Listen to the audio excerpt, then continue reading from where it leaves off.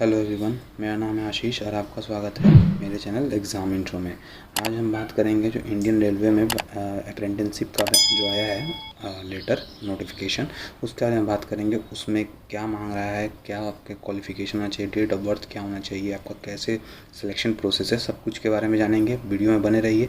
और सबसे बड़ी बात ये भी जानेंगे कि अप्रेंटिसशिप करने के बाद क्या फ़ायदे होते हैं आपको इसके, और जॉब मिलना आसान है, मुश्किल है, कैसे है, सब कुछ जानने को मिलेगा। तो प्लीज़ बने रहिए वीडियो में। वीडियो पसंद आता है तो प्लीज़ चैनल को सब्सक्राइब कीजिएगा, वीडियो को लाइक कीजिएगा और जितना हो सके उतना शेयर कीजिएगा। और हमारा टेलीग्राम चैनल है जो कि लिंक डिस्क्रिप्शन बॉक्स में है, और फेसबुक पेज है, आप उसको ज्वाइन कर सकते हैं, जिसमें कि आने वाले समय में आपको नोटिफिकेशन सबसे पहले मिल सके। सो आइए देखते हैं। सबसे पहले जो देखिए ओपनिंग डेट है जो वो 25/5/2021 है, ठीक है। वो वहाँ उस दिन से लेके आपका 24/6/2021 यानी 24 जून तक आपका अप्लाई कर सकते हैं इसमें, ठीक है। ये वेस्टर्न जोन के लिए, वेस्टर्न रीजन के लिए है, तो उसको आपको अप्लाई कर देना चाहिए अगर आपने जो अगर डिज़ायर क्वालिफ़िकेशन जो इसमें मांगी गई है तो। आइए देखेंगे इसमें हम क्या है कैसे नहीं है। देखिए हम इसमें शॉर्ट में बात करेंगे, टू द पॉइंट बात करेंगे। देखिए सबसे पहले बात बोली गई है यहाँ पे एलिजिबिलिटी क्राइटेरिया की। कंडीशन क्या बोला गया है, जो आपका क्लोजिंग डेट है, ठीक है, जो कि आपका 24/6/2021 है, उस दिन से आपका बोला गया है क्या, या तो आपको 15 साल होना चाहिए या तो आपको 24 साल कंप्लीट नहीं होना चाहिए, ठीक है। यानी आपका बोला जा रहा है कि आपको इस कंडीशन में ही आप फॉर्म भर सकते हैं अगर 15 ईयर्स हैं और 24 ईयर्स कंप्लीट नहीं है 24/6/2021 तक, ठीक है। ये आपको क्लियर होना चाहिए। उसके बाद अगर SC ST OBC हैं तो उसके लिए कुछ एज रिलैक्सेशन दिया गया है, जिसमें कि SC ST के लिए 5 साल और OBC के लिए 3 साल दिया गया है वहाँ पे। अगर हम बात करते हैं पर्सन विथ डिसेबिलिटी की, तो उसमें अपर एज लिमिट जो है उसमें रिलैक्स किया गया है 10 साल के लिए, ठीक है। और एक्स सर्विसमैन के लिए एडिशनल 10 ईयर्स जो हैं वो उसको दिए गए हैं, ठीक है। तो ये आपको क्लियर होना चाहिए। उसके बाद हम देखते हैं कि आपको इसमें जो डेट ऑफ बर्थ है, अगर एक्चुअल हम लोग डिसाइड किया जाए तो एक्चुअल रेंज क्या आ रहा है, तो ईयर के लिए आपका देख सकते हैं यहाँ पे सब कुछ डिस्क्राइब है।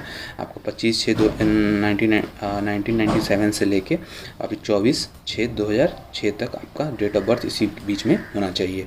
तो इसमें सब कुछ दिया हुआ है, 2.5 में है, पैरा में है, तो आप इसको देख सकते हैं, ठीक है। अब हम बात करते हैं कि इसमें एजुकेशन क्वालिफ़िकेशन के बारे में, ठीक है। तो उसके एजुकेशन क्वालिफ़िकेशन में हम जानते हैं कि आपको उसमें पहले बोला गया है कि मैट्रिकुलेशन, फिर या तो आपको 12th होना चाहिए और साथ ही साथ ITI का सर्टिफिकेट होना चाहिए, ठीक है, कंपलसरी इन रेलेवेंट ट्रेड, ठीक है। जो ट्रेड दिया गया है उसमें आपका कंपलसरी सर्टिफिकेट होना चाहिए। तो ट्रेड देख ही सकते हैं, फिटर है यहाँ पे, वेल्डर है, टर्नर है, मशीनिस्ट है, उसके कारपेंटर है, पेंटर है, मैकेनिक्स है, उसके बाद आपका मैकेनिक मोटर है, ठीक है। Program and system administration assistant है, उसका इलेक्ट्रीशियन है, इलेक्ट्रॉनिक मैकेनिक है, फायरमैन है, रेफ्रिजरेशन एंड AC मैकेनिक है, पाइप फिटर है, प्लम्बर है, ड्राफ्टमैन है, स्टेनोग्राफर है इंग्लिश में, ठीक है। तो इसमें आपका ITI होना चाहिए, ये कंपलसरी है, ठीक है। तो ये आपको पता होना चाहिए। उसके बाद हम बात करते हैं कि जो आपका ये जो स्लॉट बटा, देखिए जो स्लॉट्स के बारे में बात किया जाता है, मान लीजिए कि इसमें मेंशन है कि अगर जैसे पहले होता था कि अगर सीट रिज़र्व है उस कैटेगरी को ही मिलेगी, लेकिन इस कंडीशन में नहीं है अप्रेंटिसशिप में कि इसमें अगर आपका SC का सीट है, अगर SC के बच्चे फुलफ़िल नहीं कर पा रहे हैं डिज़ायर क्वालिफ़िकेशन को, तो वहाँ पे आप दूसरे कैटेगरी के बच्चे भर सकते हैं। देखिए यहाँ पे स्लॉट में, ठीक है। तो यहाँ पे ये क्लियरली डिफाइन किया गया, बोला गया if SC are not available then it will be filled by the ST application, ठीक है। तो ये चीज़ आपको बता दी गई है इसमें। अब हम बात करते हैं जो इकोनॉमिक वीकर सेक्शन है उसके बारे में। देखिए इकोनॉमिक वीकर सेक्शन का जो आपका पता ही है कि क्या फॉर्मेट होना चाहिए, वैसे मैं दिखा दूंगा उसको, जो कि आपका देख सकते हैं। इकोनॉमिक वीकर सेक्शन में जो एनेक्सर G है उसमें दिया गया है, तो उसमें हम डिस्कस करेंगे, लेकिन ये आपको बता देना चाहिए कि कब का होना चाहिए EWS सर्टिफिकेट। तो EWS सर्टिफिकेट आपका जो होना चाहिए 2020 और 21 में तो आपका बन नहीं रहा है, मतलब बना हुआ है, और जो आपका 21 और 22 का जो है अभी बन नहीं रहा है क्योंकि ब्लॉक बंद है, ठीक है। तो आप वहाँ भर सकते हैं फॉर्मेट। अगर जब ब्लॉक खुल जाएगा तो उस कंडीशन में आपको वहाँ बनवाना पड़ेगा EWS सर्टिफिकेट, ठीक है। तो ये चीज़ क्लियर होना चाहिए, समझ गए। अब हम देखते हैं कि इसमें जो फ़ी है वो क्या है। देखिए फ़ी जो नॉन रिफंडेबल होता है रेलवे में, जो अप्रेंटिसशिप होता है उसमें, तो आपका एप्लीकेशन फ़ीस 100 रुपये है, ठीक है, जिसमें कि कोई फ़ी रिक्वायर्ड नहीं है SC ST PWD और वुमेन एप्लीकेंट के लिए, ठीक है। तो ये चीज़ आपको पता होना चाहिए। उसके बाद हम देखेंगे आगे। देखिए उसमें हम देखेंगे कि आगे जो आपका ट्रेड है उसमें मैक्सिमम डिसेबिलिटी कितना अलाउ किया गया है। तो उस कंडीशन में देख सकते हैं फिटर के बारे में बोला गया है, lower limb partially damaged from the one side be accommodated. ठीक है, वेल्डर के बारे में बोला गया, a person without leg and without 3 fingers of 1 hand can be accommodated. ठीक है, यानी एक पैर नहीं हो और आपका 3 फिंगर नहीं हो, उसके बाद भी आपको एक्कोमोडेट किया जाएगा। ठीक है, और अगर इलेक्ट्रिशियन की बात करें तो partially lower limb students can be accommodated. ठीक है, तो ये कॉमन चीज़ है जो आपको पढ़ लेनी चाहिए। ठीक है, तो ये आपको PDF में प्रोवाइड कर दूंगा, उसमें आप पढ़ सकते हैं। ठीक है, तो ये चीज़ें क्लियर होना चाहिए। अब हम देखेंगे आगे जो मोड ऑफ सिलेक्शन है वो क्या होगा। सबसे इंपॉर्टेंट यही होता है कि मोड ऑफ सिलेक्शन क्या होता है। देखिए मोड ऑफ सिलेक्शन में बोला गया है कि 50-50% मार्क्स जो है वेटेज दिया जाएगा। वो किस में दिया जाएगा वो मैं बात करूँगा आपको। जैसे पहले 50% मार्क्स है वो आपका 10th का है और दूसरा है ITI का। ठीक है, ITI का आपका 50-50 मार्क्स दिया जाएगा। अब देखते हैं कि उसके बोला गया है क्लियरली यहाँ पे डिफाइन किया गया है, there is no written test और वाइवा, कुछ नहीं होगा। तो ये चीज़ क्लियर कर दिया गया इसमें। ठीक है, अब हम बात करते हैं कि आपका जो मार्क्स है वो कैसे जोड़ा जाएगा। तो उस कंडीशन में ये कंडीशन डिफाइन कर दी गई है, कैलकुलेशन ऑफ मार्क्स यहाँ पे देखिए आप 6.4 फेरा में उसमें क्लियरली बोला गया है कि जो आपका टोटल मार्क्स है आपके ऑल सब्जेक्ट्स में, जो कि 5 सब्जेक्ट होता है 10th में, उसको लिया जाएगा। ठीक है, उसका जो आपका एवरेज होता है वो निकाल के उसमें आपको क्लियरली बताया गया है, जो कि यहाँ पे C में पढ़ सकते हैं। ठीक है, तो आपका पहले या तो मार्क्स होगा या CGPA होगा। ठीक है, तो दोनों चीज़ों में से आपको ये चीज़ निकाली जाएंगी कि आपका 50% वेटेज क्या आ रहा है 10th का, और उसके बाद आपको ITI का जो आपका मार्क्स होगा उसका 50% वेटेज ले लिया जाएगा और उसको फिर ऐड करके आपको फाइनल रिज़ल्ट दिया जाएगा। उसका मेरिट लिस्ट बनेगा और उस मेरिट लिस्ट में अगर आप क्वालिफाई करते हैं तो आपका वहाँ पे हो जाएगा। ठीक है, तो ये आपका बोला गया है। अब देखिए अगली बात आती है स्टाइपेंड कितना मिलेगा। तो स्टाइपेंड यहाँ पे डिफाइन किया गया है।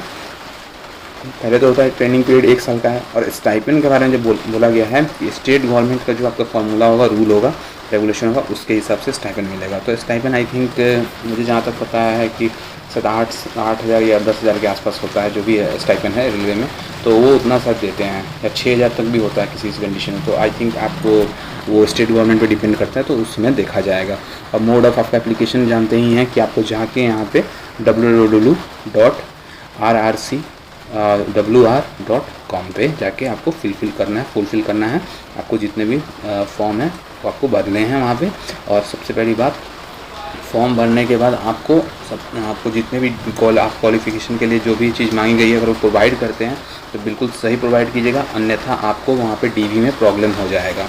ठीक है, एग्ज़ाम नहीं है तो इसलिए DV में आपको बहुत इशू आ जाएगा। तो प्लीज़ डॉक्यूमेंट्स ध्यान से प्रोवाइड कीजिएगा। ठीक है, तो ये चीज़ आपको क्लियर हो गई। अब हम देखते हैं कि आपका जो एनेक्सर है उसके बारे में आपको बताया गया है यहाँ पे। उसके बारे में देखिए एनेक्सर C में अगर हम देखते हैं तो यहाँ पे एनेक्सर C देखिए, एनेक्सर C में आया है OBC के लिए। ठीक है, तो आप OBC के लिए जो फॉर्मेट बताया गया है वो आप देख सकते हैं, ये है। और एक और चीज़ में बोला गया है, जो अगर आप नॉन क्रीमी लेयर से हैं तो उसके लिए आपको सेल्फ डिक्लेरेशन फॉर्म जो है वो एनेक्सर D में है, वो आपको साइन करना पड़ेगा। तो ये तो आपने C देख लिया जो कि OBC का है। अब हम देखते हैं अगर आप नॉन क्रीमी लेयर में, उसमें कंडीशन में ये जो एनेक्सर है, ये जो D दिया हुआ है, इसके बारे में आप देख लीजिएगा ध्यान से।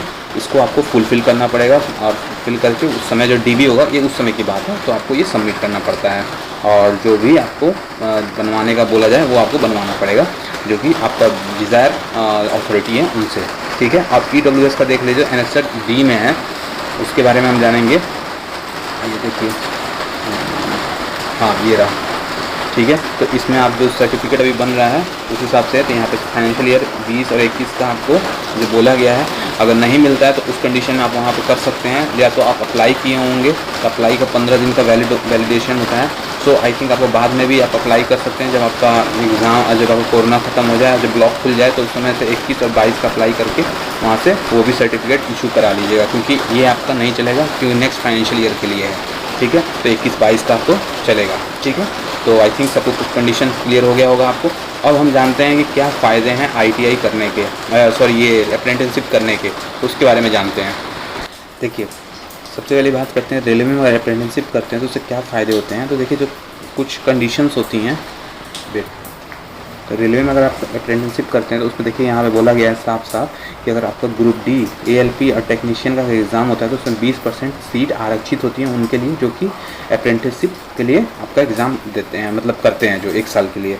ठीक है, तो ये चीज़ें आपकी हैं कि आपको वहाँ पे रेलवे में एक मिल जाएगा आपको एक रास्ता कि आप वहाँ पे जा सकते हैं रेलवे में आप इजीली। ठीक है, उसके बाद आप देखिए हर चीज़ में होता है, ऑर्डिनेंस फैक्ट्री में भी होता है, तो इससे आपको फ़ायदा होता है उस जो ऑर्गेनाइजेशन का वहाँ आपको फ़ायदा मिलता है।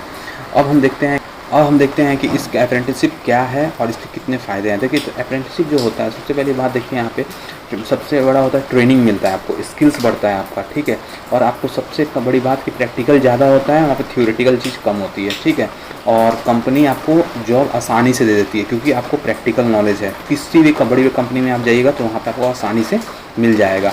तो आपको देखिए इसमें बोला जाता है कि जब बात करते हैं कि गवर्नमेंट जॉब के बारे में तो अप्रेंटिसशिप करने से आपके लिए ये चीज़ें आसान हो जाती हैं और सरकारी नौकरी मिलना भी आसान हो जाता है। ठीक है, वो कुछ सीटें आरक्षित कर जाती हैं, मतलब वो रिजर्व होती हैं जो अप्रेंटिसशिप कर रखे होते हैं। तो आई थिंक इसीलिए आपको अप्रेंटिसशिप करना चाहिए। सो अगर आप इस फॉर्म को भरते हैं तो आप प्लीज़ ध्यान से भरिएगा, सारे डॉक्यूमेंट्स ध्यान से दीजिएगा और आपको कोई भी चीज़ बाद में प्रॉब्लम ना करे। सो आई थिंक सब कुछ समझ में आ गया। कोई भी डाउट होता है प्लीज़ कमेंट बॉक्स में ज़रूर पूछिएगा। आज के लिए इतना ही, मिलते हैं नेक्स्ट वीडियो में। Thank you, have a nice day.